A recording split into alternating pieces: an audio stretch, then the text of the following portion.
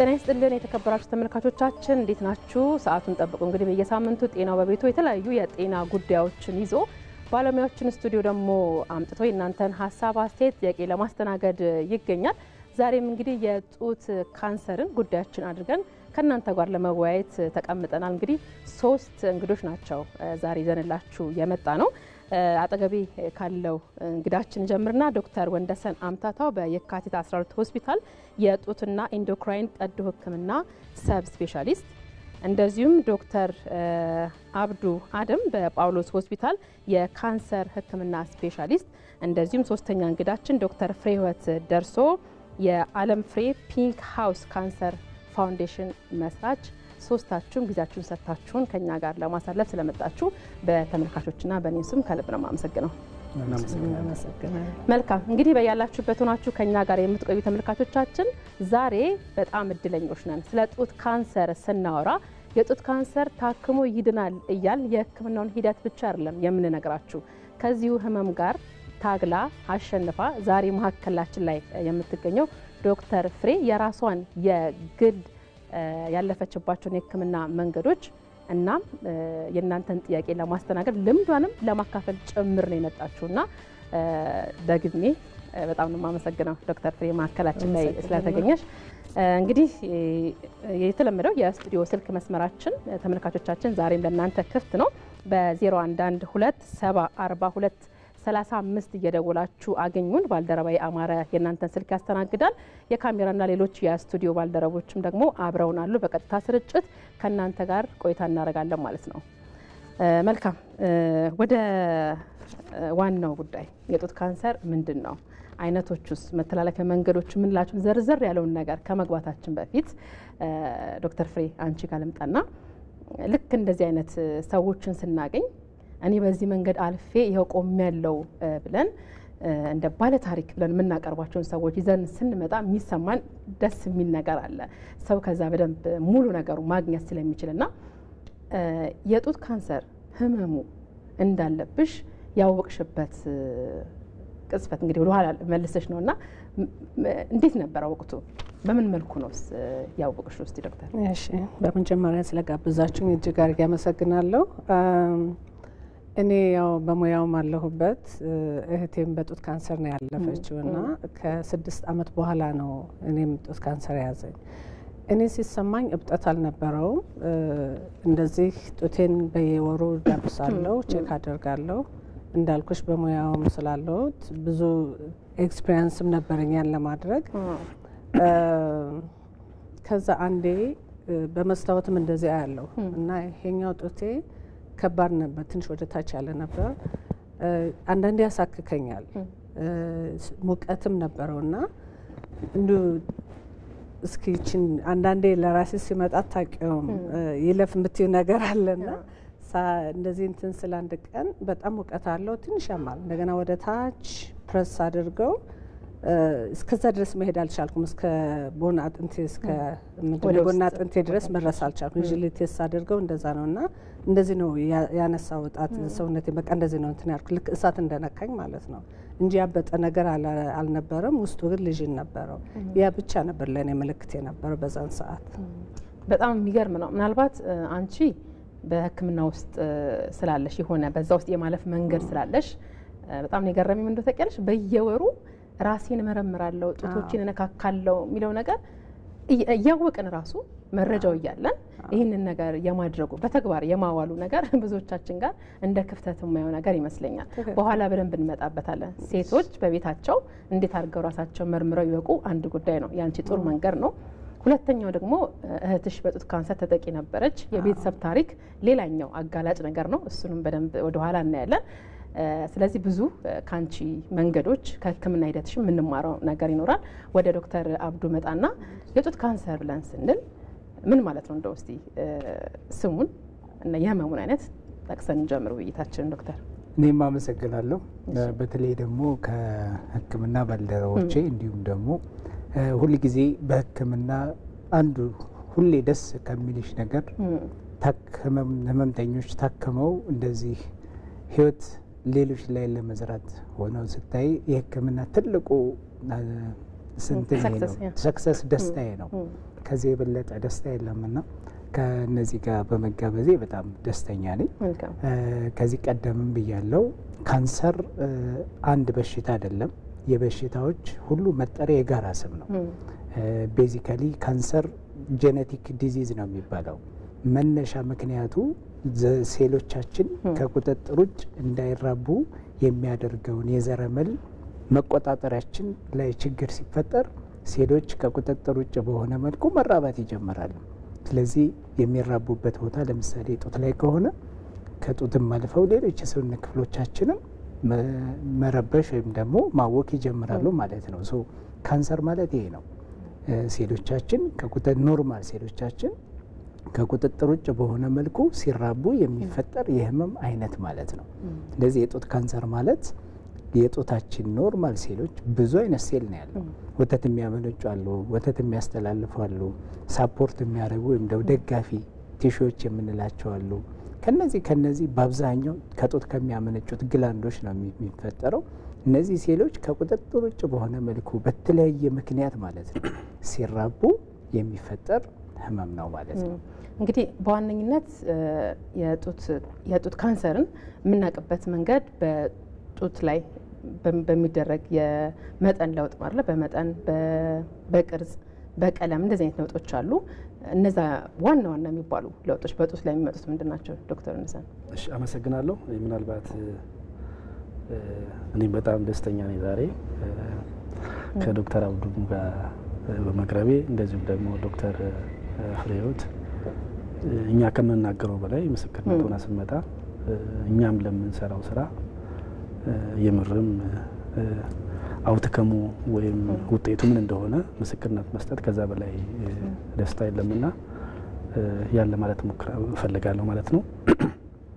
ከዛ ውጭ እንግዲህ የጡት ካንሰር ከሌሎች ካንሰሮች በአንጻራዊ ትንሽ የሚለየው ብዙ ጊዜ ፔንለስ ላምፕ ይባላል። ህመም አልባ እብጠት ነው ብዙ ጊዜ እና ህመም አልባ እብጠት ሆኖ ከታካሚዎቻችን ጋር ለረጅም ጊዜ አብሮ ይቆይና ታካሚዎቻችንም ብዙ ያን ያክል ቦታ ሳይሰጡት ምናልባትም ቶሎ መምጣት ሲገባቸው ዘግይተው የሚመጡበት ምክንያት ህመም አልባ መሆኑ ማለት ነው። ብዙ ጊዜ ህመም ያለው የጡት በሽታ ከሆነ ካንሰር የመሆን እድሉ ዝቅተኛ ነው የሚሆነው። ግን ብዙ ጊዜ ህመም ሲኖረው ነው ታካሚዎቻችን ወደ ህመም ያለው ስንል የሚጠዘጥዝ የሚያቃጥል የሆነ ለውጦች ምናምን በቀላሉ የሚታይ ነገር ከኢንፌክሽን ምናምን ሲኖር ለምሳሌ ቶሎ ጡት ላይ ለውጦች ይኖራሉ ምናምን። ነገር ግን የጡት ካንሰር ከሆነ ደረጃው ከፍ ሲል ስር የሰደደ የሆነ ጊዜ ነው ብዙ ጊዜ ምልክቶቹ ቶሎ የሚታዩት። የተለያዩ አይነት ካንሰሮች ሊኖሩ ይችላሉ። ኢንፍላማቶሪ ብሬስት ካንሰር ይባላል። እሱ ምናልባት ቶሎ ሊታወቅ ይችላል። ግን ሲታወቅም በእርግጥ ያው አስቸጋሪ ሁኔታ አይነት ካንሰር ነው። ዞሮ ግን ምንድን ነው የጡት ቅርጽ ለውጥ ሊያመጣ ይችላል። አንደኛው ጡት ከአንዱ ሊለይ ይችላል። ጡት ላይ ያሉ ቆዳዎች ከአንደኛው ጡት ስናየው የተለያየ አይነት ሊሆን ይችላል። ለምሳሌ የመሸባሸብ ነገር ሊሆን ይችላል። ወይም ምናልባት ጥሩ ምሳሌ የሚሆነው የብርቱካን ልጣጭ ቆዳ እሱን ነው ይመስለውና ጠቃጠቆ ነገር ሊያሳይ ይችላል። ግን እነዚህ ምልክቶች የሚመጡ ብዙ ጊዜ ዘግይተው ነው እና ምናልባት ደረጃ 3 ደረጃ 4 አካባቢ ሲደርሱ ማለት ነው በአብዛኛው ጊዜና አንዳንዴ አልፎ አልፎ እንደሚቀላቀለ ፈሳሽ ሊኖር ይችላል ከጡት ጫፍ ላይ። እነዛ ምልክቶች ሊኖሩ ይችላሉ። እንደዚሁም ደግሞ ወደ ብብት ንፍፊት ማበጥ፣ የብብት ንፍፊት ማበጥ እነዚህ ምልክቶች ሊሆኑ ይችላሉ ማለት ነው። ግን እነዚህ ብዙዎቹ የምናያቸው ምልክቶች አብዛኞቹ የጡት ካንሰሩ ስር የሰደደ እንደሆነ ነው የምናያቸው። ከዛም ማለፍ ሲል ደግሞ ከጡት አካባቢ ራቅ ባለ ሌሎች አካል ክፍሎች ላይ በተሰራጨ ቁጥር የሌሎች አካል ክፍሎች መታወክ ምልክቶች ሊኖሩ ይችላሉ። ለምሳሌ ወደ ጉበት ሄደ እንደሆነ አይን ቢጫ ሊሆን ይችላል። ወደ አጥንት ከተዛመተ የአጥንት ህመም ሊያጋጥም ይችላል። ወደ ሳምባ ከሄደ መተንፈስ ሊያጋጥም ይችላል ማለት ነው። ዞሮ ምልክቶቹ እንደየደረጃው ሊለያዩ ይችላሉ ማለት ነው። ጡት በራሱ የተቀመጠበት ያረፈበት ቦታ በራሱ ያረፈበት ቦታ ቅርጽ መለወጥ ሊሆን ይችላል። እብጠት ሊኖር ይችላል። ምንም እብጠት ሳይኖር ደግሞ ጡት ላይ ሌሎች ቦታዎች ላይ የጡት ካንሰሩ ምልክቶች ሊታዩ ይችላሉ ማለት ነው። ከባድ እንዳይሆንብን ለምሳሌ የጡት መጠን በተለያየ መንገድ ጤናማ በሆነ መንገድ ሊቀያየር ይችላል። ከወሊድ ጋር ተያይዞ ሊሆን ይችላል። ከውፍረት ጋር እንደዚህ የመጠን መቀየር ሊመጣ ይችላል እና አንድ ሰው በትክክለኝነት ይሄ ነገር ወደዛ ያመራ ይሆን ብሎ ግምታዊ የሆነ ነገር እንዲወስድ ፍንጭ ነገር ብንሰጠው መልካም ነው። ከዛ ውጭ ደግሞ ምርመራ ስታረግ አንዲት ሴት ትክክለኛው ፖዚሽን የትኛው ነው የሚሆነው ለማለት ዶክተር? እሺ ምናልባት ነገር ላይ ይጨምራል ዶክተር። እንግዲህ በተፈጥሮ ጡት ሊለያይ ይችላል። ብዙ ጊዜ ጡት መለያየት የምንለው ድሮ ከነበረው የተለየ ነገር ማየት መቻል አለባቸው። ስለዚህ በተፈጥሮ ጡት ሊለያይ ይችላል። አንዱ ዝቅ ሊል ይችላል። እንደገና ደግሞ የሚያጠቡ እናቶች ከሆኑ ለረጅም ጊዜ የሚያጠቡት ጡት ለረጅም ጊዜ ከማይጠባው አንጻር ሲታይ ተለቅ ሊል ይችላል። የራሱ እንግዲህ ምክንያቶች ይኖሩታል ማለት ነው። ስለዚህ እነዛን ልዩነቶች በትክክል ማወቅ መቻል አለብን፣ ከዛ ጋር ተያይዞ እንዳይሆን ማለት ነው። ከዛ ውጪ እንግዲህ ጎንበስም ስንል አንዳንድ ጊዜ ጡታችን መንጠልጠል ሊኖር ይችላል። ችግሩ ያለበት ላይ እንጠለጠል ይችላል። ስለዚህ ከመስታወት ፊት ሆነ በትክክል ከዚህ በፊት ከምናውቀው የተለየ መሆኑን እርግጠኛ መሆን መቻል አለብን። ድሮ ላይ የነበረ ከሆነ እና አዲስ የተለየ ነገር ከሆነ ሁለቱም ማነጻጸር መቻል አለብን። ዞሮ ዞሮ ግን የሚያጠራጥር ነገር ካለ ትልቁ መፍትሄ የሚሆነው ወደ ሕክምና ቦታ መሄድ ሊሆን ይችላል ማለት ነው። ዶክተር አብርት ትንሽ ጨምርባት ይችላል። ዶክተር እንዳለው ነው የጡት ካንሰር አብዛኛው ምልክቶች የምንላቸው ቅድም እንደተባለው ናቸው። እብጠት፣ ከለር መቀየር፣ ጫፍ ወደ ውስጥ መግባት ሊሆን ይችላል። ግን እያንዳንዱ ሰው እንግዲህ በኋላ ልናነሳ እንችላለን ራስን ጡት መመርመር ያስፈልጋል። ስንመረምር ኖርማል የሆነውን ለራሳችን እናውቃለን። አንዳንድ ጊዜ በተፈጥሮ ለምሳሌ አሁን ጫፍ ወደ ውስጥ የመግባት የጡት ካንሰር ምልክት ሊሆን ይችላል። በተፈጥሮ ግን አንዳንድ ሰዎች ወደ ውስጥ ጫፉ የገባ ሊኖር ይችላል።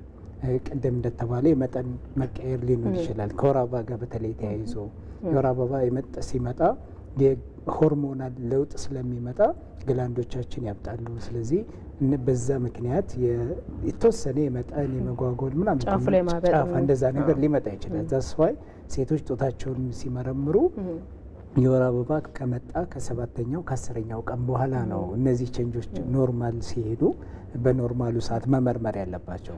ስለዚህ ፖዚሽኑን መመርመር ያለባቸው ዶክተር እንዳለው መስተዋት ፊት ቆመው ጡታቸውን በመስተዋት ፊት ለፊት እያዩ ሁለቱንም ማስተያየት እንዲችሉ መቻል አለባቸው። ቅድም ዶክተርም ስትል እንደነበረው እንደዚህ ቁመን ብቻ ስንመለከት ሁሉንም የጡታችንን ክፍል ማየት አንችልም። ማየት ስለማንችል የተለያዩ ፖዚሽኖችን እንጠቀማለን። እጅን ለምሳሌ ወደ ላይ ማድረግ፣ እጅን ወደ ላይ በምናደርግበት ጊዜ ጡቱን ወደ ላይ ይስበዋል። ስለዚህ በደንብ ያሳያል ማለት ነው። ደረት ላይም ልክ እንደዚህ አድርጎ ወገብ ላይ በመያዝ ጡቱ ወጠር እንዲልና እብጠት ነገር ካለ ያችን መለየት ይቻላል። እነዚህ ምርመራዎች እያደረገን ስንሄድ ሰው የራሱ እንዳልኩሽ ኖርማሉን መረዳት ይጀምራል። በዛ ላይ ደግሞ ቅድም እንደተባለው ሐኪም ጋር ቀርበን በቃ ይሄ ኖርማል ነው ያንቺ ጡት ከተባለ ከዛ የተለየ ነገር ካለ በፍጥነት ወደ ሐኪም ቤት መሄድ ያስፈልጋል ማለት ነው። ስጋት ካለ ነው አይደለም ብሎ ከመወዛገብ ወደ ሕክምና ማምራቱ የተሻለ ነው ማለት ነው። ብዙ ሀሳቦችን እያነሳን እንቆያለን። የተከበራችሁ ተመልካቾቻችን የጥቅምት ወር የካንሰር ህመም በተለያዩ መንገዶች ታስበው የሚውልበት ወር ነውና እኛም እንግዲህ በጤናው በቤቶ ዛሬ የጡት ካንሰርን ጉዳያችን አድርገን የእናንተን ሀሳብ፣ አስተያየት፣ ጥያቄም ለማስተናገድ ስቱዲዮ ተገኝተናል። እንግዲህ ከማስታወቂያ በኋላ ስንመለስ እንገናኛለን። መልእክት አለ።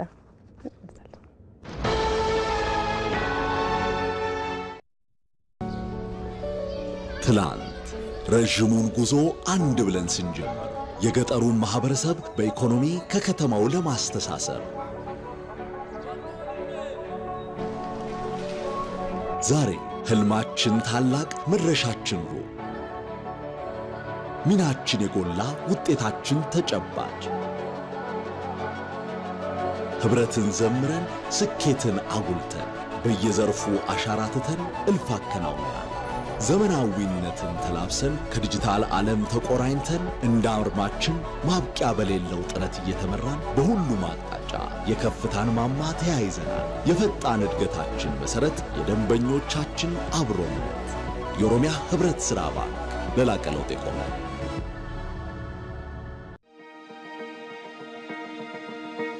ቀናት ወራትን ዓመታትን ሲወልዱ ወገን ለለውጥ ሀገር ለአዲስ ቀን በትኩረት ሲተጋ ለነገ ህልሙ ዛሬ ላይ ሲደክም ሩቅ አስቦ ቅርብ እንዳያድር የሚሰሩ እጆች አመድ እንዳያፍሱ የነጋዴውን የባለ ሀብቱን የአባወራውን የእማወራዋን አደራ ተረክበን ለወገን መከታ ሆነን ከቆምንበት መንደር ሀገር ወገን ተቀይሮ ስናይ የኢትዮጵያ መድን ድርጅት ተመልካቾቻችን አብራችሁን ስላላችሁ እናመሰግናለን። ጤናው በቤቱ የጡት ካንሰርን ይዞ ወደናንተ በቀጥታ ስርጭት እየደረሰ ነው የሚገኘው።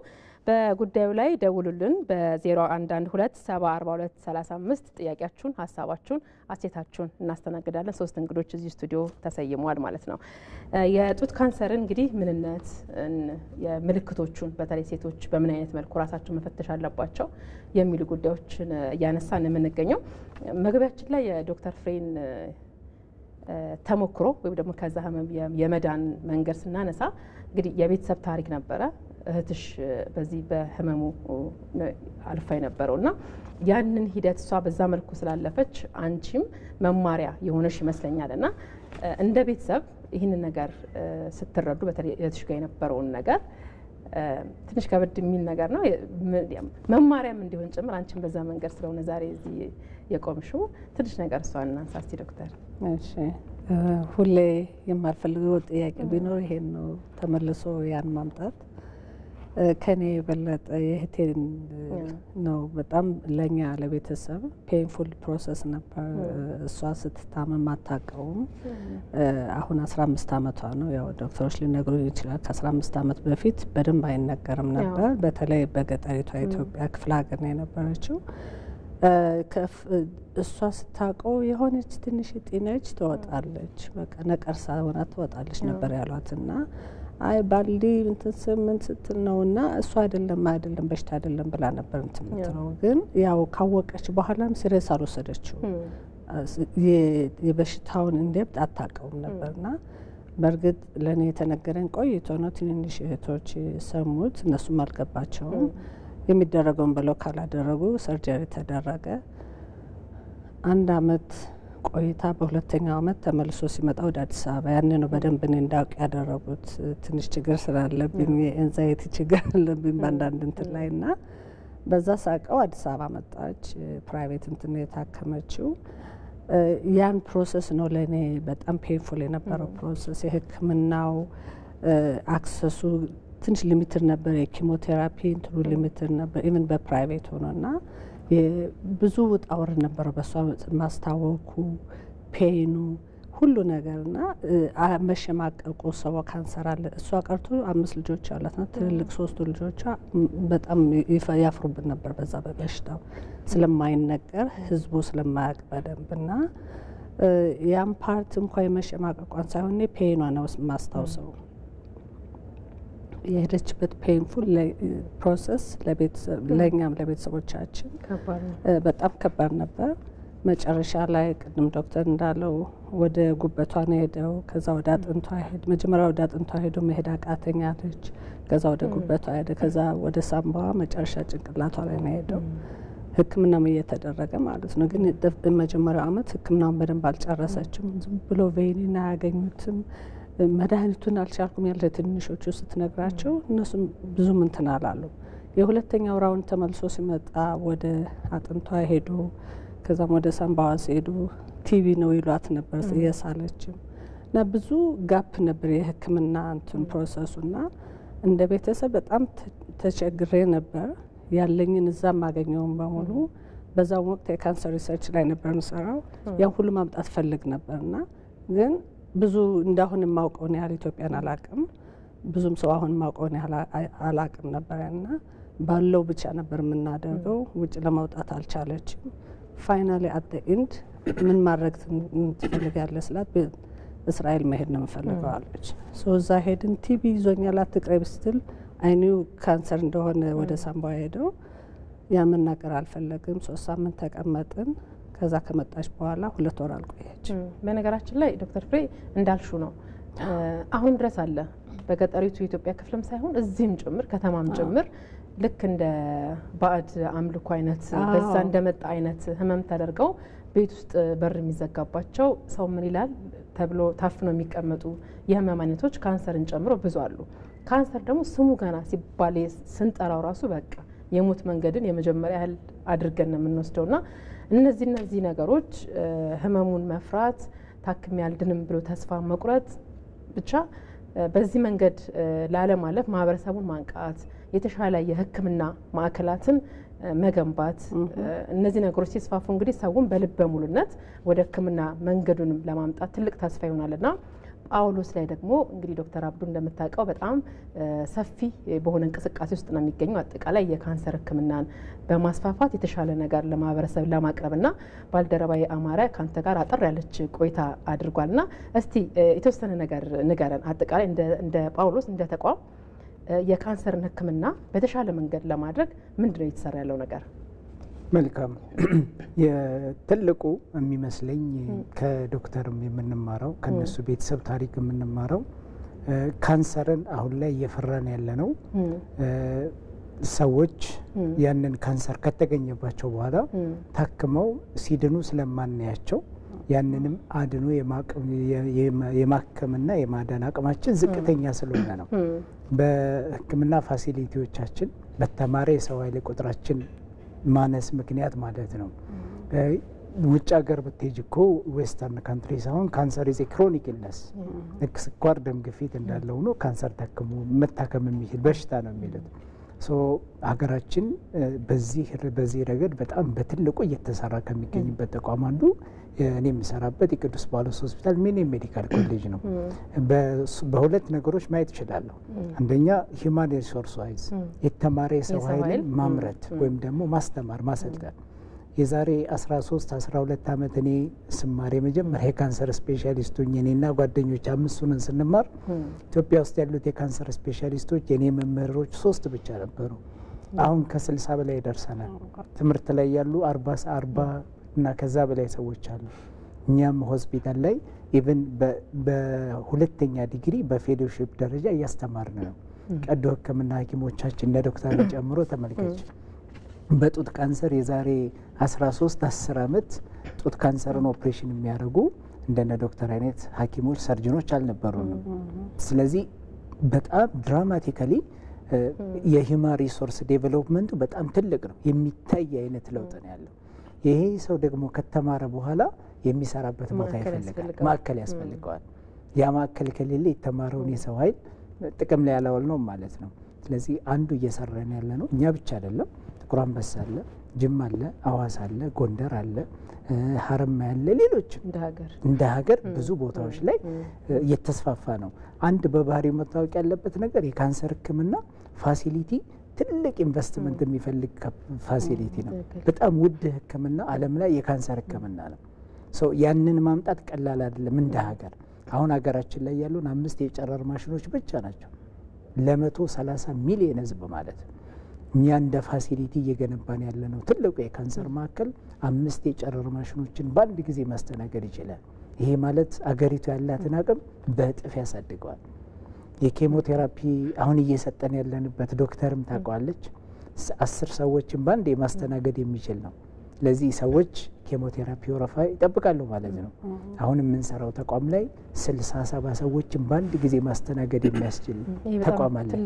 ትልቅ ነገር ነው። ስለዚህ እንደ ፋሲሊቲ እንዳልኩሽ በሁሉም አቅጣጫ ሰዎችን በማስተማር ፋሲሊቲውን የሚሰሩበትን እንትን በማመቻቸት ቴክኖሎጂውንም በማምጣት ጳውሎስ፣ ጥቁር አንበሳ እነዚህ ትልልቅ ተቋማት ደግሞ እንደ ዶክተር አይነቶቹን እየሰለጠኑ ሌሎች ሰዎች ወደማይደርስባቸው ልክ የዶክተር እህት ገጠር አካባቢ እንትን እንደተባለች እዛ ሂደው ደግሞ ሊያክሙ የሚችሉ ሰዎችን ማምረት የሚያስችል ወይም ደግሞ ማስተማሪ ማሰልጠን የሚያስችል ተቋም ስለሆነ አይ ቲንክ በዚህ መልኩ ነው እየሰራ ነው ያለነው። መልካም እንግዲህ ቦታው ድረስ ተገኝቶ ባልደረባይ አማረ ጎብኝቷል ማዕከሉን። ተመልካቾች እሷን ፕሮዳክሽን ተከታትለን ተመልሰን እንገናኛለን። የጡት ካንሰር ዛሬ የጤና በቤት ርዕሰ ጉዳያችን ነው። ስንመለስ በደንብ እናወራበታለን። አብራችሁን ቆዩ።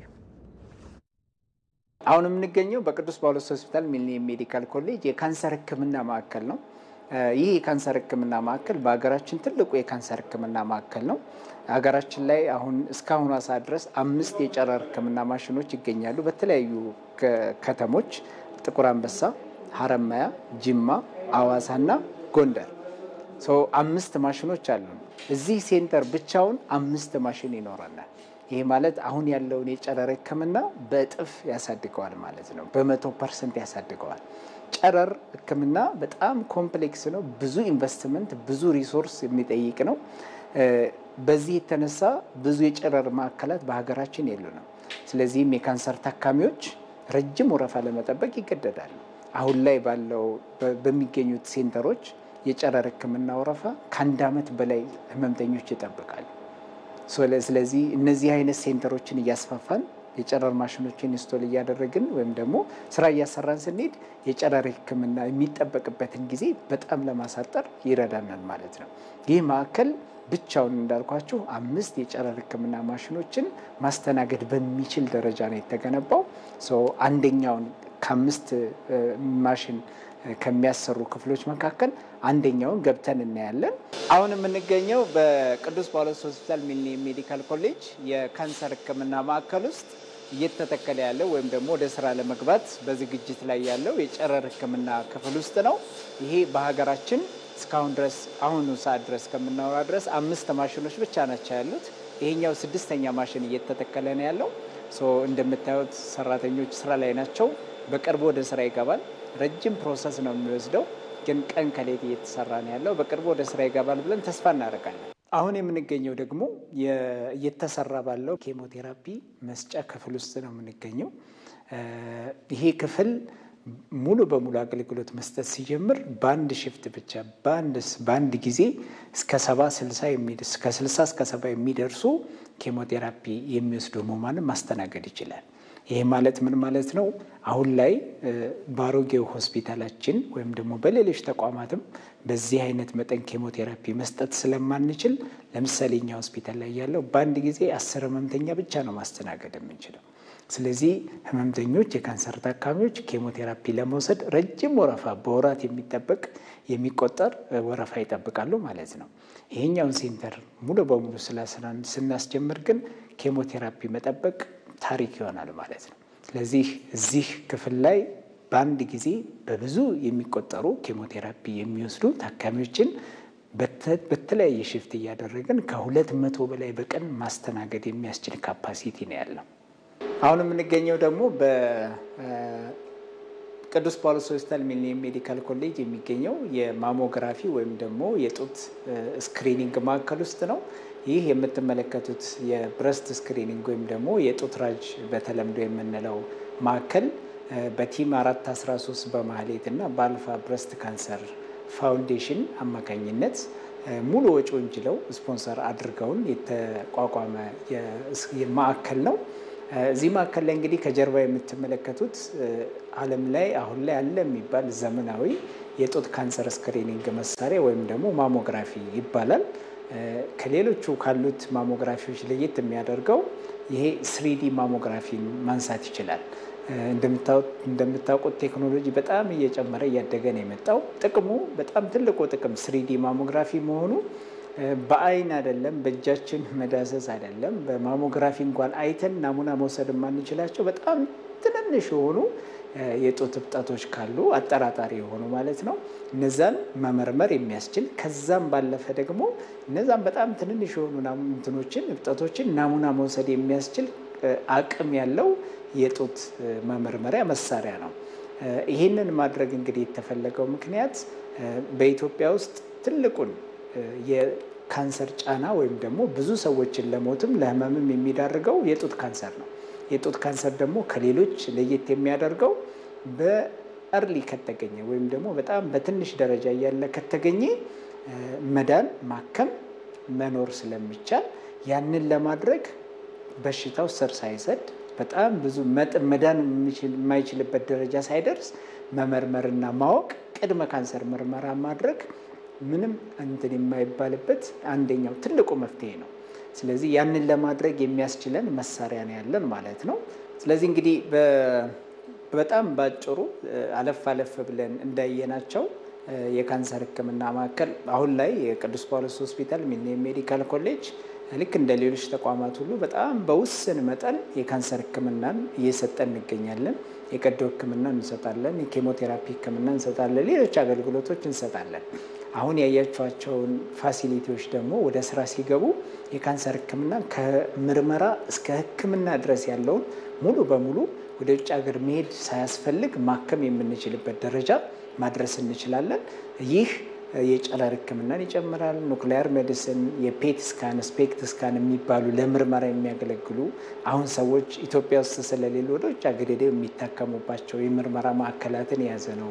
የቀዶ ሕክምናን በጣም በተሻለ መልኩ ዘመናዊ በሆነ መልኩ መስጠት የሚያስችል ተቋም ነው እየገነባን ያለ ነው። ኬሞቴራፒ እንዳያችሁት፣ ራዲዮቴራፒ ትልቁን ሴንተር እየገነባን ያለ ነው። ስለዚህ እነዚህ ነገሮች በአንድ ላይ ሲመጡ አሁን ከምታዩትም ከማሞግራፊውም ከምርመራ ጀምሮ እስከ ሕክምና በጣም በላቀ ደረጃ ማድረስ የሚያስችል ነው። ይሄ እንደ ሀገር ብቻ ሳይሆን እንደ አህጉርም የሜዲካል ቱሪዝም ሀብ መሆን የሚያስችለን ነው። ስለዚህ እኛ ታካሚዎቻችን ዜጎቻችን ወደ ውጭ ሀገር ሂደው እንዲታከሙ ብቻ ሳይሆን የሌላ ሀገር ዜጎችም የጎረቤት ሀገራት መጥተው እንዲታከሙ የሚያስችል አቅም እየገነባን ያለንበት ማዕከል ነው ማለት ነው። ተመልካቾቻችን አብራችሁን ስላላችሁ በጣም እናመሰግናለን። ጤናው በቤቱ በቀጥታ ስርጭት ለእናንተ እየደረሰ ነው የሚገኘው። የጡት ካንሰር የዛሬው ጉዳያችን ነው። እንግዲህ ስለ ጡት ካንሰር የተለያዩ ሀሳቦችን እያነሳን ነው የምንገኘው። አሁን በስልክ መስመራችን ላይ ደዋይ አሉ። እሳቸውን ሀሳብ ወይም ጥያቄ ተቀብለን እንገባለን። ሄሎ፣ ጤና ይስጥልን። እግዚአብሔር ይመስገን ሰላም ነው። ማን እንበል? ከየት ነው? ገነት በላይነህ። መልካም ወይዘሮ ገነት ቀጥሉ። ሀሳብ፣ አስተያየት፣ ጥያቄ። እሺ፣ በቅድሚያ አመሰግናለሁ እድሉ ስለተሰጠኝ። መልካም። ጡቴን ከዚህ በፊት እያመመኝ 2 ጊዜ በተደጋጋሚ 2 ልጆችን ስወልድ አላጠባሁም እና ጡቴ በጣም ውስጡ ኢንፌክሽን እየፈጠረ ነው ተብዬ ከ2 ዓመት በፊት ፓቶሎጂ 2 ጊዜ ተሰርቶልኝ ያ ከተሰራልኝ በኋላ መድኃኒት ወስጄ ተሽሎኝ አሁን መልሶ ከ2 ዓመት በኋላ እጅግ በጣም አብጦ ጠጥሮ ውስጡ ላይ ደግሞ ጓጓላ ነገሮች አሉት፣ ተዘጥዘኛል እና በተደጋጋሚ እንደዚህ አይነት ነገር የሚከሰተው በምን ምክንያት ነው? ካለማጥባቴ ምክንያት መሆኑን አውቀዋለሁ፣ ግን በተደጋጋሚ እንደዚህ ኢንፌክሽን የሚፈጠርበት ምክንያት ምንድን ነው? እና አንዱ ዶክተር ደግሞ በባለፈው እንደዚህ ሲሰራልኝ የጡት ፌስቱላ የሚል ነገር ብሎኛል። እኔ አልገባኝም የጡት ፌስቱላ ማለት ምን ማለት እንደሆነ። ዶክተር አብዱ ጥያቄ ካለ ማንሳት ይቻላል። የተወሰደሎት የናሙና ምርመራ ውጤት ምን ነበር የተባለው? ደዋያችን ወይዘሮ ገነት አቤት፣ ይሰማል? ትንሽ ድምጽ ይርቃል። ምናልባት ከኋላው ቴሌቪዥን ተከፍቶ ከሆነ እሱን ይዙና። መልካም ዶክተር አብዱ የተወሰደው ናሙና ውጤቱ ምንድን ነው የተባለው ብሎ እየጠየቁት ነበረ። ናሙና ተወስዷል? ተወስዷል። 2 ጊዜ ፓቶሎጂ ናሙና ተወስዶ ከ2 ዓመት በፊት ማለት ነው። ኢንፌክሽን ነው ተብሎ ተቀዶ ሰጥቶልኛል 2 ጊዜ በተደጋጋሚ ማለት ነው፣ በየአመቱ ልዩነት። አሁን ደግሞ ከ2 ዓመት በኋላ ልክ የዛው አይነት ሆኖ ትንሽ ያሁኑ የሚለየው ደግሞ በጣም ጠጥሯል። እንደገና በሁለቱ ጡቶች መካከል ወደዚህ ልፍ ብሎ ወደ አጥንቴ ጋር በጣም ክብ የሆነ በጣም ጥንክር ያለ ነገር አለ። እድሜዎት ስንት ነው ወይዘሮ ገነት? አቤት፣ እድሜ ስንት ነው እድሜዎት? 43። መልካም። እሺ፣ በጣም ነው የምናመሰግነው ወይዘሮ ገነት። ምላሽ እንሰጥበታለን። እንግዲህ ወይዘሮ ገነት ቴሌቪዥናቸውን ዘግተው ጥያቄ እየጠየቁ ስለሆነ ወደ መከታተሉ ሲመጡልን ትንሽ ቆየት ብለን ዶክተር ምላሽ እንሰጥበታለን። እንግዲህ የቤተሰብ ታሪክ አንዱ ለካንሰር እንደ መንስኤ ሊሆኑ ይችላሉ ብለን ቀደም ሲል እያነሳን ነበርና የበለጠ ለዚህ ህመም ተጋላጭ ናቸው ብለን የምንላቸው የትኞቹን የማህበረሰብ ክፍል ነው? ሴቶች ተጋላጭ ናቸው ቤስሊ፣ ግን ወንዶችም በጡት ካንሰር ይጋለጣሉ። በጣም ቁጥሩ አናሳ ነው እንጂ 0.5 እስከ 1% የሚሆን የጡት ካንሰር የሚከሰተው ወንዶች ላይ ነው።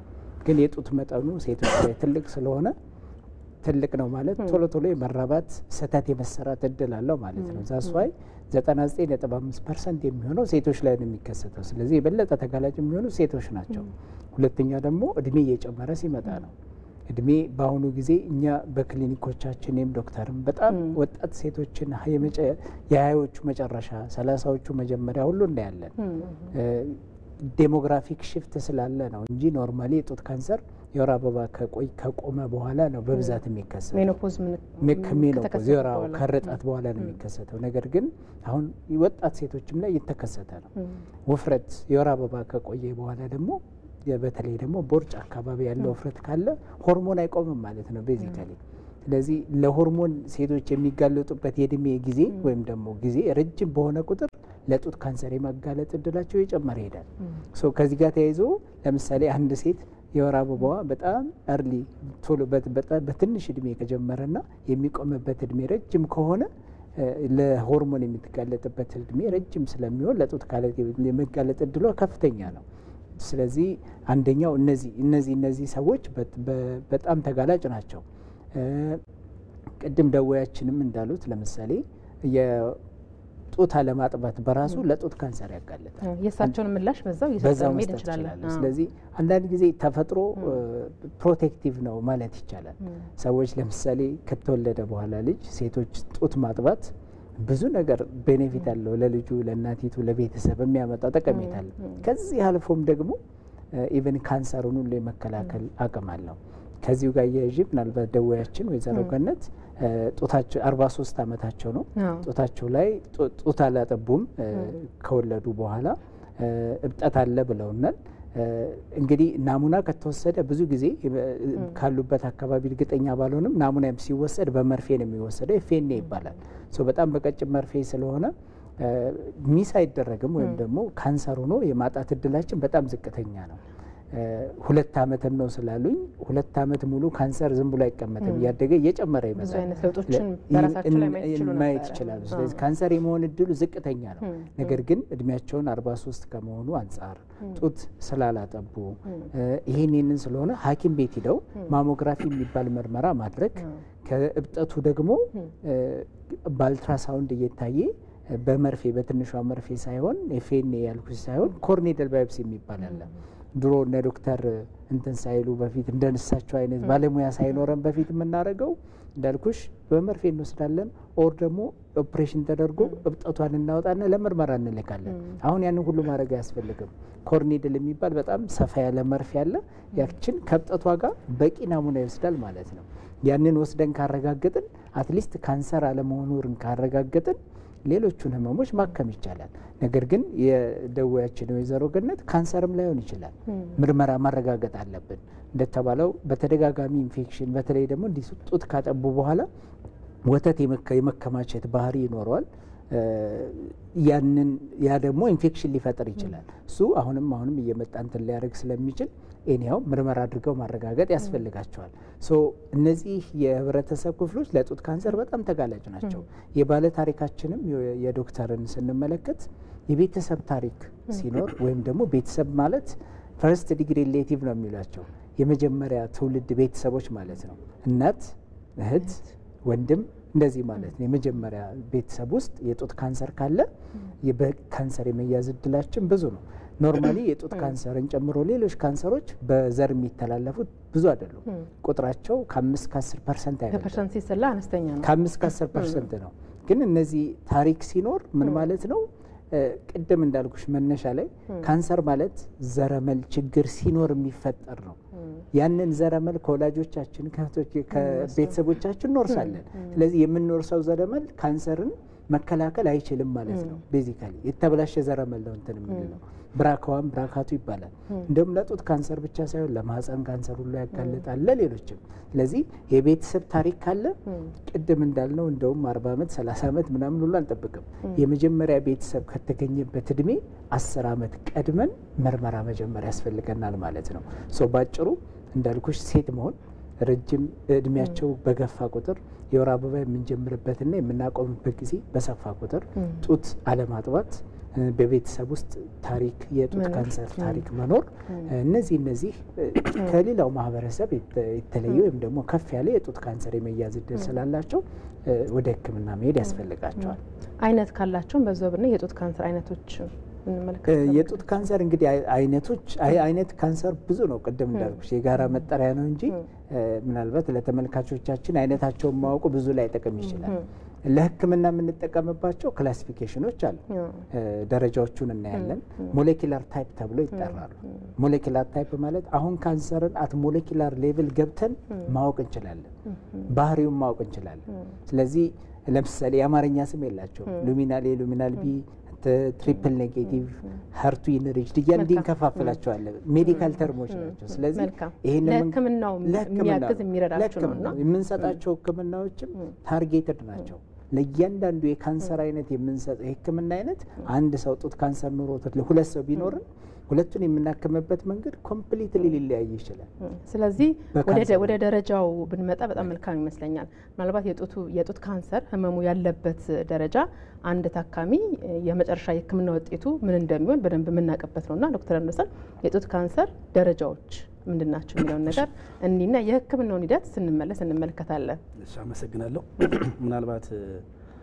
አጋላጮች ውስጥ አንድ ሁለት ፖይንት ለመጨመር ያክል ጡት ካለማጥባት በተጨማሪ ዘግይቶ መውለድም በተለይ ከ30ዎቹ ከ35 ዓመት በኋላ መውለድ 30ዎቹ የዘገየ ነው ከ30 ዓመት በኋላ ልጅ መውለድ ከ30 በፊት ከሚወሉት አንፃር ሲታይ ለካንሰር የመጋለጥ እድላቸው ከፍተኛ ነው የሚሆነው ይሄም ቅድም ዶክተር አብዱ ካንሰር ጋር ይያዛል ከሆርሞን ጋር ይያዛል ምክንያቱም በእርግዝና ሰዓት ወር አበባ ማየት ጊዜ ለረጅም ጊዜ ሰውነታችን ለኤስትሮጅን በሚጋለጥበት ጊዜ ለጡት ካንሰር የመጋለጥ እድሉ ከፍተኛ ነው የሚሆነው ነገር ግን በእርግዝና ሰዓት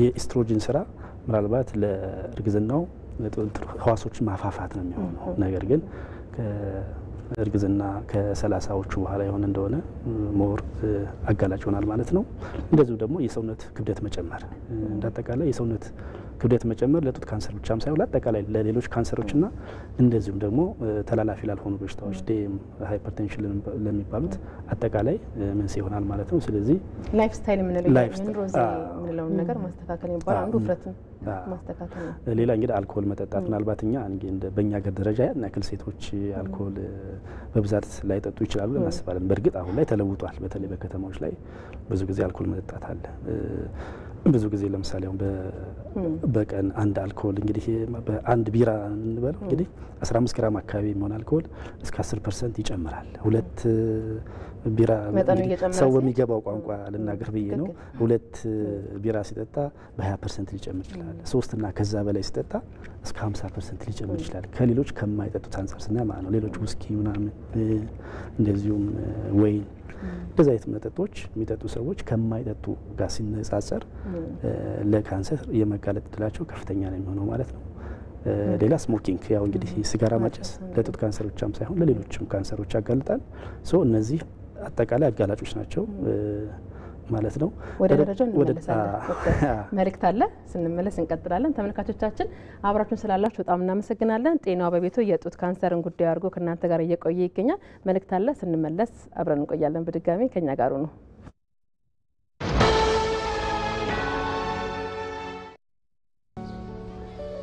ትላንት ረጅሙን ጉዞ አንድ ብለን ስንጀምር የገጠሩን ማህበረሰብ በኢኮኖሚ ከከተማው ለማስተሳሰር ዛሬ ህልማችን ታላቅ መድረሻችን ሩቅ ሚናችን የጎላ ውጤታችን ተጨባጭ ህብረትን ዘምረን ስኬትን አጉልተን በየዘርፉ አሻራትተን እልፍ አከናውነናል ዘመናዊነትን ተላብሰን ከዲጂታል ዓለም ተቆራኝተን እንደ አርማችን ማብቂያ በሌለው ጥረት እየተመራን በሁሉም አቅጣጫ የከፍታን ማማ ተያይዘናል የፈጣን እድገታችን መሰረት የደንበኞቻችን አብሮነት የኦሮሚያ ህብረት ሥራ ባንክ ለላቀ ለውጥ የቆመ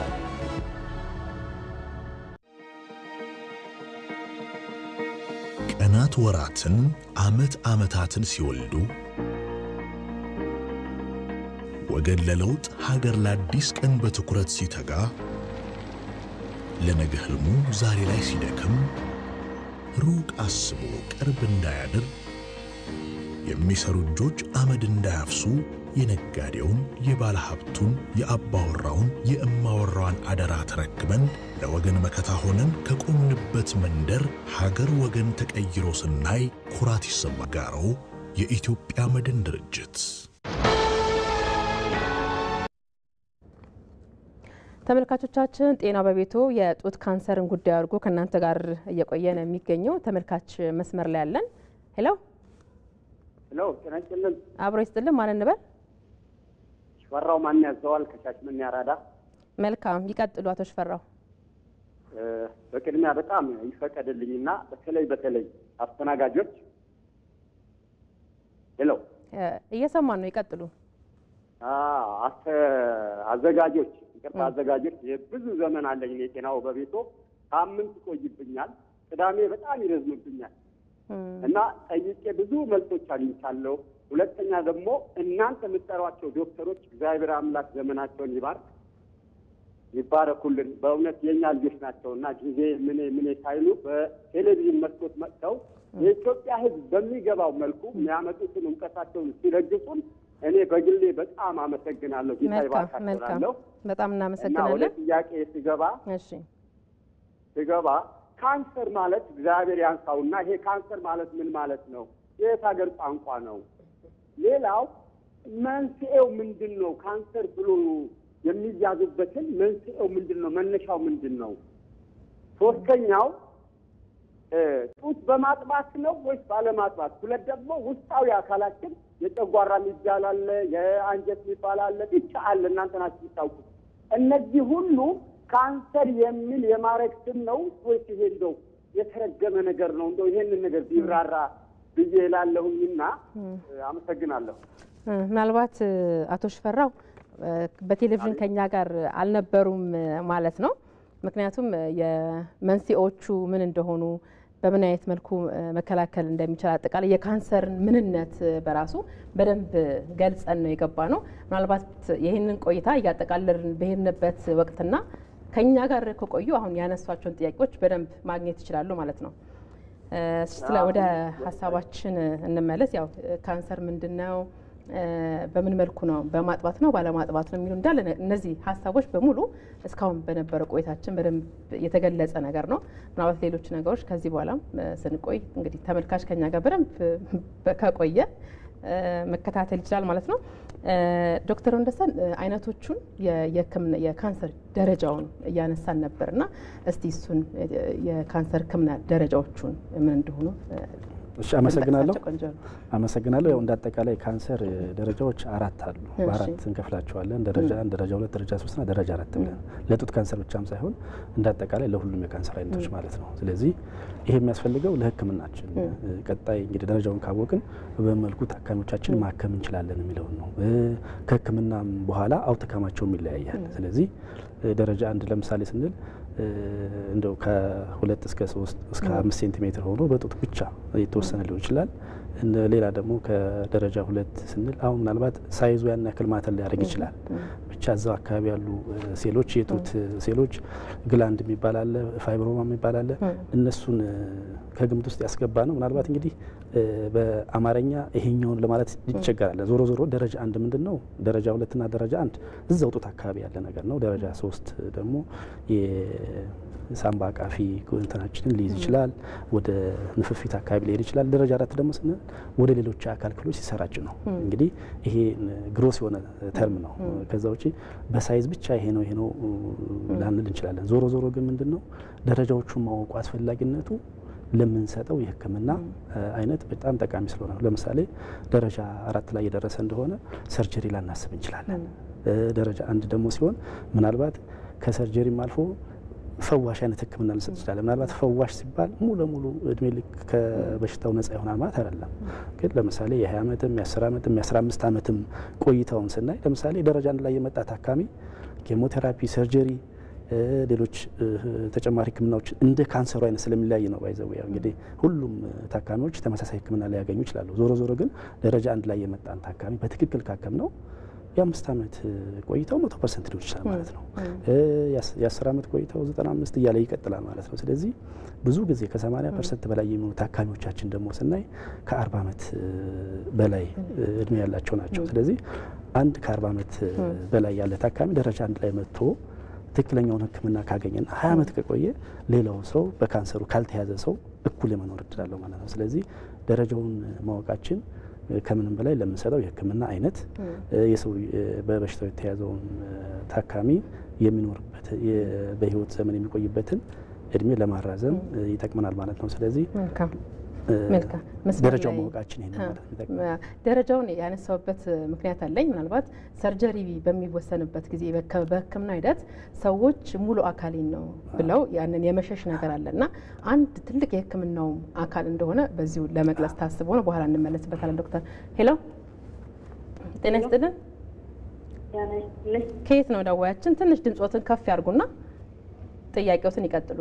ከየት ነበር? ካደጀ። መልካም ይቀጥሉ ሀሳቦትን።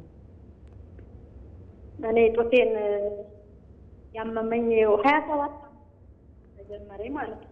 ደዋያችን የስልክ መቆራረጥ አለና ምናልባት ሞባይል ስልክ ከሆነ ያዙት ዞር ቢሉና ድምጾት በደንብ ቢሰማ መልካም ነው። እሺ ከየት ነበር ያሉን? ቦታው ከደጀን። መልካም ይቀጥሉ ጥያቄዎትን። እሺ እኔ የጀመረኝ ሁለተኛ ልጅ ወልጄ ነው። 27 ዓመቴ ነው ከጀመረኝ እና ውስጡ ፓረሸንት ነው። መጀመሪያ ባህር ዳር ነበር የሄድኩት። እሺ እዛ ግንቢ ማለት ነው። እና እዛ ሲታይ መጀመሪያ የወልድ መድኃኒት ይቀበር ነበር ያደረኩት መጀመሪያ እና ጡት ያበጠ ብድት ስራ አበጠ። እዛ በቃ አሁን ሊውጠልኝ ምናምን ስል ቆይ ሲሉ አመት ከሶር ሲሆነው የ3 ዓመት ነበር ያናፈጠውኝ እና ጡት ህመም ሲኖርብሽ ይሄ መደረግ የለበትም ነበር ምናምን አለኝ እዛ ዶክተሩ።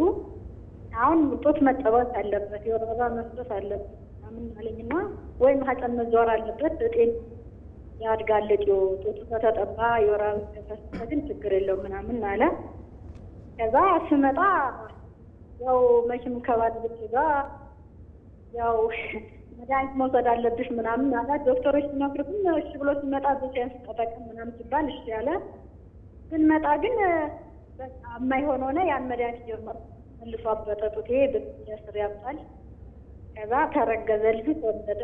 ከዛም ወዲህ 2 ሶስት የወለድኩኝ በቃ አሁን ደግሞ ማህፀን መዘዋር አለበት ተባለ። በወለድኩኝ በ15 ቀን ማርቆስ ወጥና ማህፀን መዘዋር ተደረገ።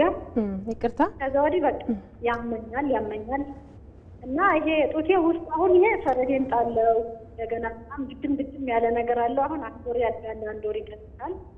ያው የማቃጠል ባህል አንዳንዴ ያለ ልብስ ያስርም አንዳንዴ ያብጣል እና በጣም ከበድ ያለ ነው ህመሙ አለ እስካሁን ድረስ። ያው እንደዛ እየሆንኩ ያለው ምናልባት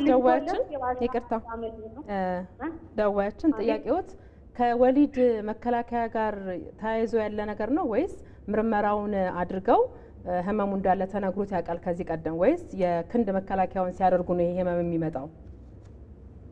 አይ መጀመሪያ ላይ በዛ ምክንያት ጡትሽን እያመመሽ ማረጋችሁ ነበር ምናምን አለኝና እጢ ነው የሚያሳየው የተበታተነ ነው መውጣት አይችልም ነው ያለኝ የዛን ጊዜ ማለት ነው። የጡት እጢ ነው እጢ ነገር ነው የተበታተነ ነው ያለ የዛን ጊዜ። አሁን ደግሞ ልክ 1 ወር ይጨምርብኛል ጡቴ 1 ወር ይቀጥላል እና ስነካው ሁሉ ያመኛል። በጣም ግድም ያለ ሆነ። አሁን ደግሞ በጣም ከፍ ያለ ሆነ። ዶክተር አብዱ ጥያቄ አላቸው። ዶክተር አብዱ ጥያቄ አላቸውና ናሙና ተወስዶልሻል? ከጡቶቹ ከተባሉት ላይ በመርፌ ተወስዷል? አዎ። ከዛ ውጤቱ ምን ነበር የተባለው? እጢ ነው የተበታተነ ነው ማውጣት አይችልም ነበር ያለኝ የዛን ጊዜ። የዛሬ 27 ዓመት ካንሰር ነው ተብለዋል አልተባሉም?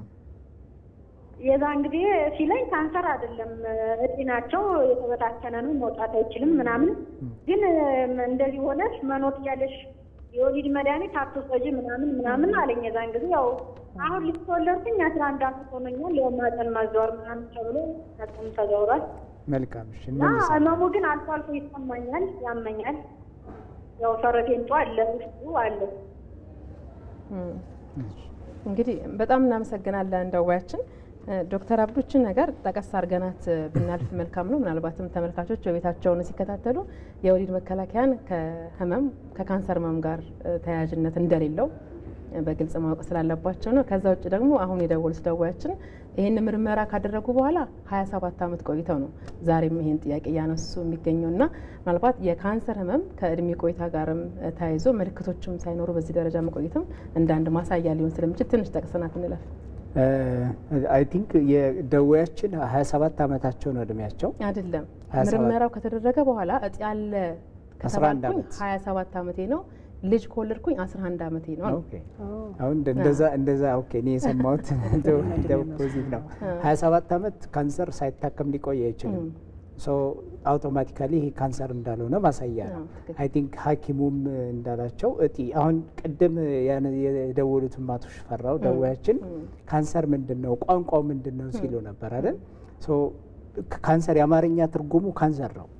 ቃል የለውም፣ ሌላ ምትክ ቃል የለውም። ግን አብዛኛው የኛ ሀገር ባለሙያ እንዳልኩሽ አሁን ልክ ደዌያችን እንዳለችው እጢ ብሎ ነው እንትን የሚለው። እጢ ማለት እብጠት ማለት ነው። እብጠቱ ካንሰር ሊሆንም ይችላል ላይሆንም ይችላል። ስለዚህ ካንሰርን ከመረመርን በኋላ እንዳልኩሽ ካንሰር መሆኑን ስናረጋግጥ ሌላ ስም የለውም ካንሰር ነው የምንለው። ካንሰር ያልሆነ እብጠት ከሆነ ደግሞ ሌላ ነው። ምናልባት የአሁኗ ደዌያችን በጣም ብዙ ግብጦቶቿ ላይ እብጠት ካለ ዶክተር ሊረዳኝ ይችላል። ፋይብሮአዴኖማ የሚባል በብዛት የሚከሰት በዚህ እድሜ እብጠት አለ። በነገራችን ላይ ሁሉም የአብዛኞቹ የጡት እብጠቶች ካንሰር አይደሉም።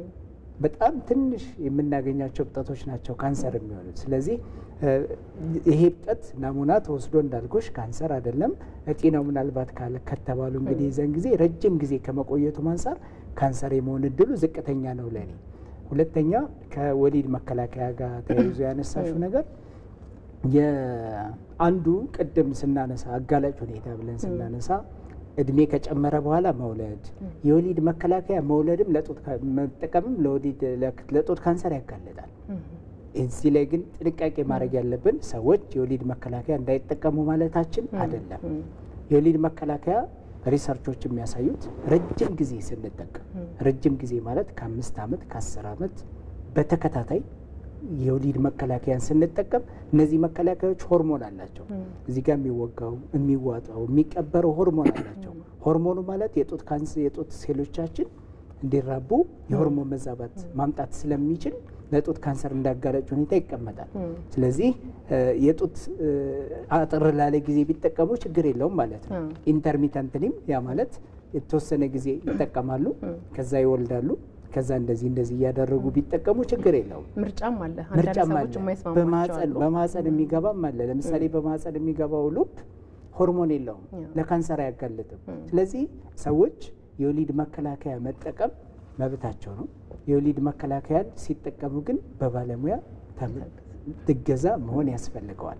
ስለዚህ ደዌያችን የወሊድ መከላከያ ሲጠቀም ይብስብኛል ምናምን የሚሉት ምናልባት እንዳልኩሽ የሆርሞን ለውጥ ጋር ስለሚያዝ የትኛው የተሻለ ነው ለኔ የሚስማማኝም ብሎ መምረጥ ያንን መምረጥ ከባለሙያዎች ጋር መወያየት ያስፈልጋል። ሆርሞን ለውጥ ስለሚያመጣ ግን እንዳልኩሽ ልክ የወር አበባ ሴቶች ሊያዩ ሲሉ ጡታቸው ያማቸዋል፣ ያብጣል፣ እንደዚህ አይነት ስሜቶች መሰማታቸው የማይቀር። መልካም ዶክተር ፍሬ በጣም ቆንጆ የምናነሳው ነገር ምንድነው ካንቺ ጋር አሁን ህመሙ ከመጣ በኋላ እንግዲህ በሕክምናው ሂደት አልፈሽ አሁን በጣም መልካም በሚባል የጤና ሁኔታ ላይ ነው የምትገኙና ከዛ በኋላ እንግዲህ በጣም ትልቅ የሆነ ዓለም ፍሬ ፒንክ ሃውስ የተሰኘ የካንሰር ፋውንዴሽን ምስረታ ተከናወነ። በጣም ትልልቅ ስራዎች የተሰሩ ናቸው የሚገኙትና ስለ ፋውንዴሽኑ የተወሰነ ነገር እስቲ ነገር ነው። እግዚአብሔር ይስጥልኝ። በመጀመሪያ ሲመሰረት ዓለም ፀሐይ የጡት ካንሰር ፋውንዴሽን ነበር የሚባለው። በእህቴ ስም ነበር። ያው በጡት ስለሞተች በዛ ነው ያደረግነው።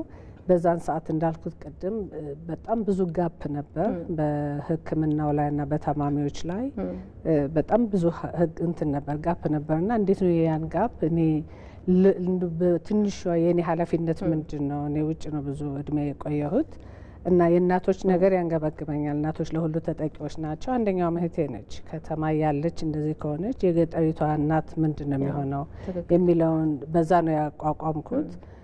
አሜሪካ ነው የተቋቋመው። ለ7 ዓመት ገንዘብ እየላክን እዚህ የድሮ ያሁኑ ቢሆን ጥሩ ነበር። በድሮ ጊዜ በማይወራበት ጊዜ ጥቁር አንበሳ 6 ወር 8 ወር ካንሰር አለባችሁ ተብሎ ይቆዩ ነበር እና የደወሉ ፕራይቬት እንሂድ ገንዘብ የለንም ልንሞት ነው እያሉ ይደውሉልናል። እኛ ገንዘብ እየላክን ነበር የምናሳክማቸው።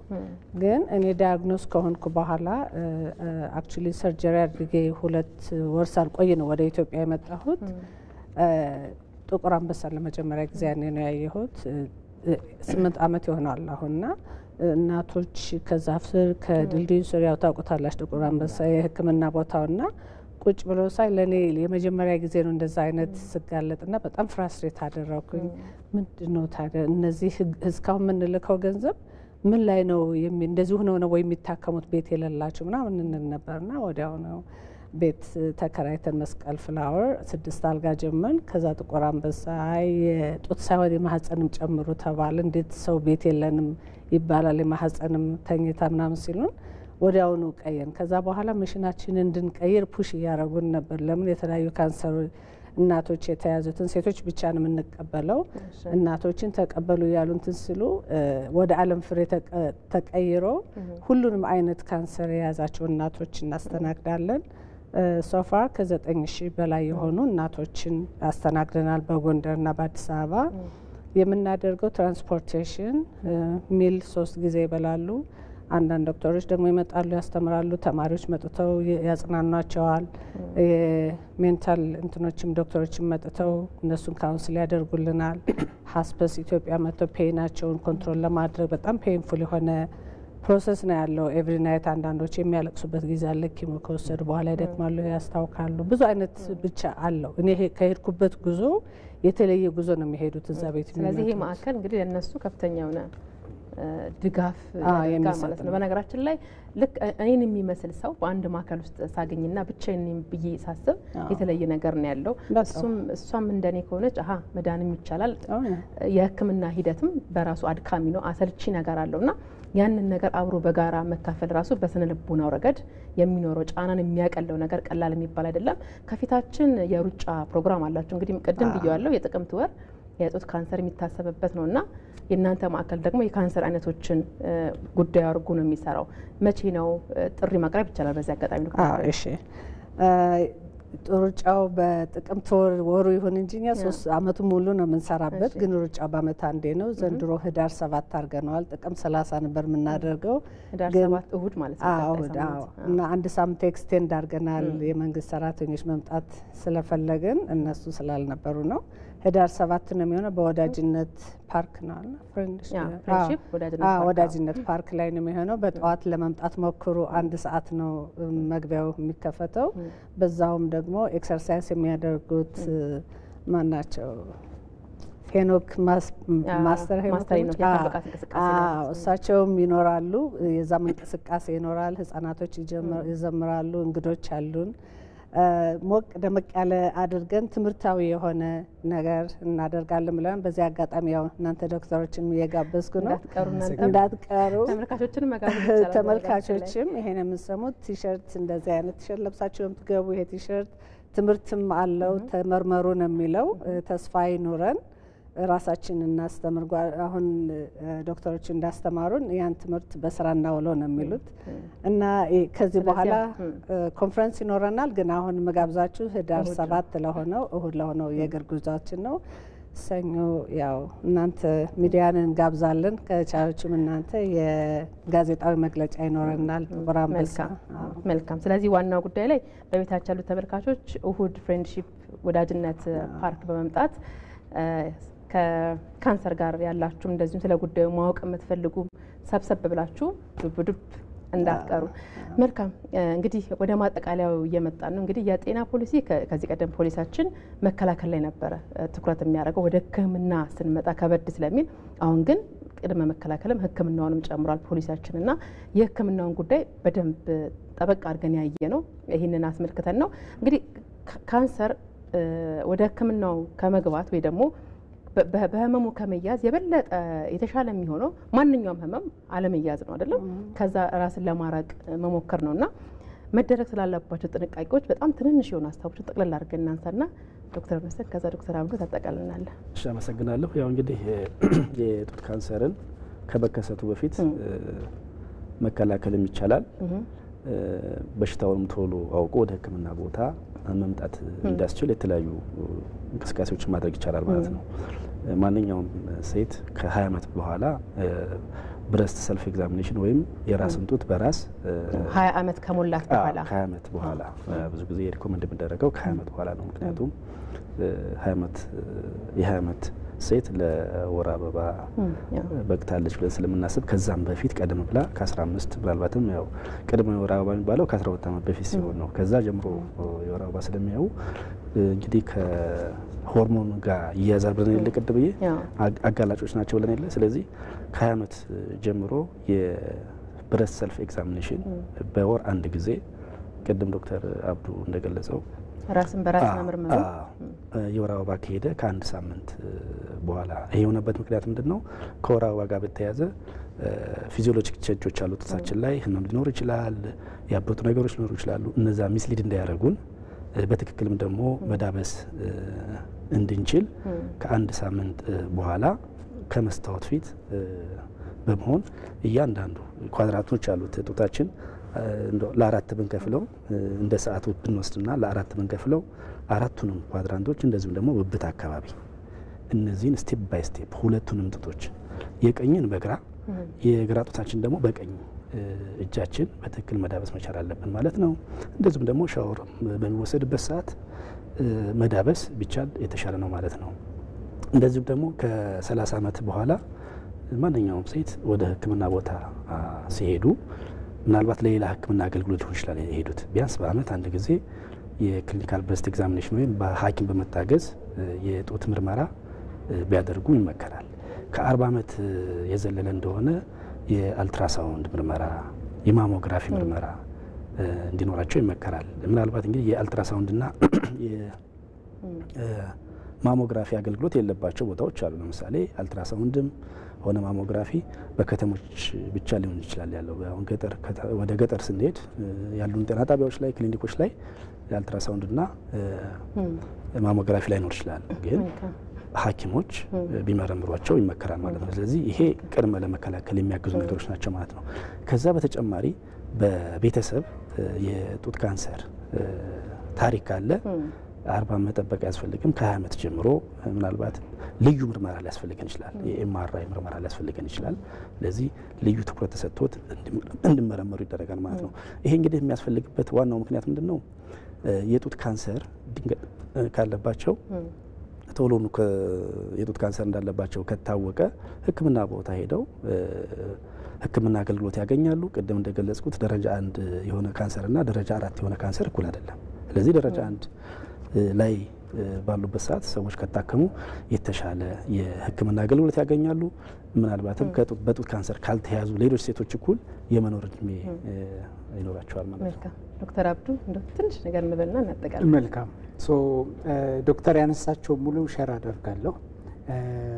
የጡት ካንሰር አሁን ዶክተር ያነሳቸው አጋላጭ ሁኔታዎቹን ስንመለከት ሞዲፋይብል እና ነን ሞዲፋይብል ይባላሉ። እኛ ማስተካከል የምንችላቸውና ማስተካከል የማንችላቸው። ለምሳሌ አንድ ሰው ፈልጎ ሴት ሆኖ አይወለድም። እድሜን አናስቀረው፣ የወር አበባን አናስቀረው። እነዚህ ነገሮች ማንቀይራቸው ታሪኮች ወይም ደግሞ ማንነቶቻችን ናቸው። ነገር ግን አሁን በተባለው መልኩ ምርመራ በማድረግ ጡት ካንሰር መዳን የሚቻልበት ደረጃ ላይ ማግኘት ይቻላል። ነገር ግን ትልቁ ትኩረት መደረግ ያለበት ከዚህም በላይ እነዚህ እንዳሉ ነው። የዓለም የጤና ድርጅት በቅርብ ባወጣው ሪፖርት አጠቃላይ ካንሰር ጡት ብቻን አይደለም፣ አጠቃላይ ካንሰርን 2/3 የሚሆኑትን መከላከል ይቻላል ነበር። ኢማጂን እንግዲህ ላይክ ወደ 60% የሚሆነውን ካንሰር መከላከል ይቻላል አኗኗራችንን በማስተካከል። ቅድም ዶክተር ሲለው ነበር አልኮል፣ ሲጋራ፣ ከቅጥ ያለፈ ውፍረት፣ ቁጭታ የበዛበት ህይወት፣ እንቅስቃሴ አናደርግም። አሁን ዶክተር ምቶሎና ነሮጥ ብላናለች። ይህን ግን የሁል ጊዜ ህይወታችን ማድረግ ያስፈልጋል። የምንመገባቸው ምግቦች እነዚህ ነገሮች በብዛት ብናስተካክል 2/3 የሚሆነውን ካንሰር መከላከል እንችላለን። ከዛ ያለፈውን ደግሞ በሴትነታችን በእድሜያችን በዘር የሚመጣውን ማስቀረት አንችልም። ነገር ግን ምርመራዎቹን በማድረግ መከላከልና ማዳን ይቻላል ማለት ነው። በጣም ቆንጆ ማሳረጊያ ነው ብዬ ወስዳለሁ። ዶክተር ወንደሰን አምታታው በየካቲት 12 ሆስፒታል የጡትና ኢንዶክራይን ቀዶ ሕክምና ሰብ ስፔሻሊስት፣ እንደዚሁም ዶክተር አብዱ አደም በጳውሎስ ሆስፒታል የካንሰር ሕክምና ሰብ ስፔሻሊስት፣ ዶክተር ፍሬዎት ደረሰ ደርሶ ከጡት ካንሰር የዳነች ባለታሪካችን ናት። እንደዚሁም ደግሞ የዓለም ፍሬ ፒንክ ሃውስ ካንሰር አሶሲዬሽን መስራችና እንደዚሁም ዛሬ እንቅስቃሴ ውስጥ ያለች በጣም እንደ ሞዴል የምንወስዳት ሴት ዛሬ እንግዲህ እዚህ ስቱዲዮ መተሽ ከልምድሽ ከህይወትሽ ስላካፈልሽን በዚህ የስራ እንቅስቃሴ ውስጥም ደግሞ እንደ አንድ ማህበረሰብ ክፍል ኃላፊነት ወስደሽ እየተንቀሳቀስሽ ስላለሽ እንደ አንድ ጋዜጠኛ ወይም እንደ አንድ ተቆርቋሪ ዜጋ ከልብ ነው የማመሰግነው ዶክተር። እናንተም ደግሞ ጊዜያችሁን ሰጥታችሁን ሳስላችሁ ሁል ጊዜ እየመጣችሁ ሀሳባችሁን አስተያየትም የተመልካችን ጥያቄ ለማስተናገድ ፈቃደኛ ስለሆናችሁ በጣም ነው የምናመሰግናችሁ። የተከበራችሁ ተመልካቾቻችን በየቤታችሁ ናችሁ እናንተም ከኛ ጋር ስለነበራችሁ ከልብ እናመሰግናለን። ጤናው በቤቱ ሳምንት በሌላ የጤና ጉዳይ ይጠብቃችኋል። በያላችሁበት ጤናችሁ ይብዛ።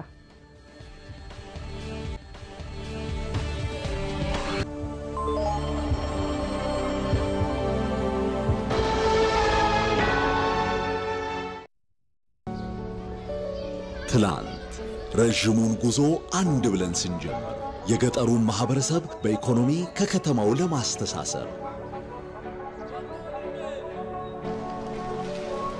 ዛሬ ህልማችን ታላቅ መድረሻችን ሩቅ ሚናችን የጎላ ውጤታችን ተጨባጭ ህብረትን ዘምረን ስኬትን አጉልተን በየዘርፉ አሻራ ትተን እልፍ አከናውነናል።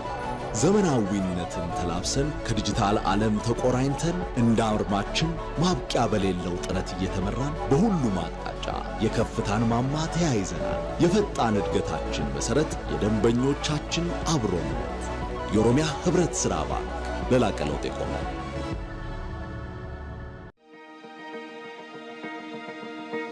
ቀናት ወራትን ዓመታትን ሲወልዱ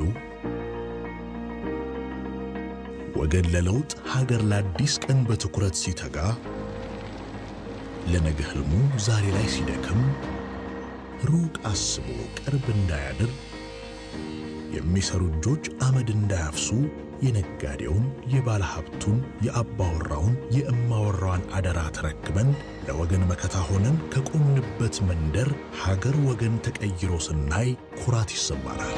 ጋሮ የኢትዮጵያ መድን ድርጅት